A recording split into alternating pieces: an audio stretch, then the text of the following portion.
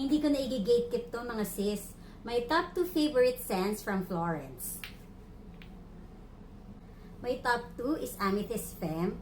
Pag ito yung gamit ko, ang feeling ko is sobrang fresh, light. Ang amoy nito is fresh, classy, at clean girl vibes. Ang top 1 ko naman is si Eclat Lux. Hindi ko lang sure kung tama ba yung basa ko.